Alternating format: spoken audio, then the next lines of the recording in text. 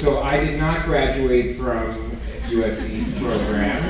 I actually graduated from the facility a few miles away to the west. However, UCLA. However, I was on faculty at USC Medical School for many years, teaching the introduction to clinical medicine. So I still have a tie to USC, and I also have a tie that's for fun because it lights up because today's my birthday.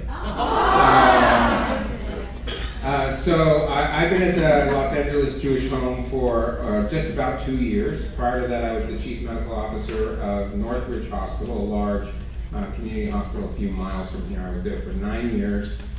Before that, I was at Kaiser Woodland Hills for 12 years in various roles.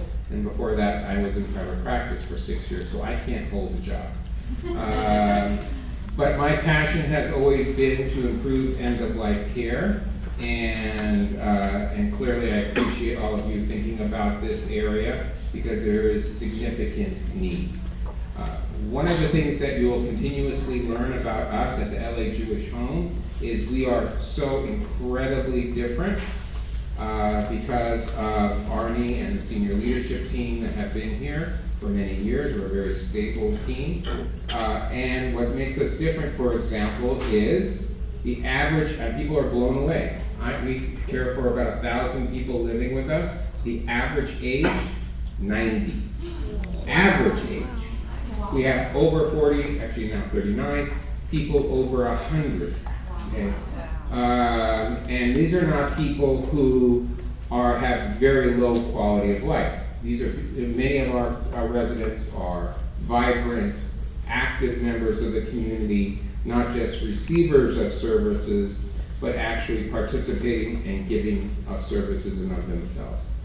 What's also very unique about us is our group. Los Angeles Jewish Home hired a chief medical officer. That is a physician leader of other physicians. And that's my role. So the medical group and all the medical directors of all of our different services report to me, and I report to our CEO. That's a relatively new and unique situation in this industry. The hospital industry has had chief medical officers for decades because in order to get doctors to do something, you need another doctor to tell them what to do. So we have a group right now of 5 physicians and 3 nurse practitioners, and they are directly providing care to our residents. And so typically in this end of the industry, in nursing homes and assisted livings, the doctors flow in and the doctors flow out. They have their practices, they're in the hospital, and they make a few minutes visits a month and they go away.